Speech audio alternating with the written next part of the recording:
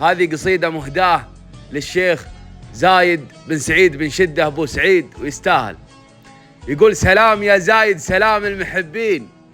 يوصلك من باب الغلا والمخوة، عز الله انك قرم طلق الحجاجين، وانك سليله الكرم والمروة بالمدح، ما تكفيك كل الدواوين يا صرح عالي، ما لحقنا علوه يشري الكرامة، للضيافة ولو دين وراسه يفور، من السطر والحموة من راس قوم، تقسم الصف صفين عاد الزمان الشين، ما بحلوه تقلط على بيته شيوخ وميامين، ولا تنطفي بين الاجاويد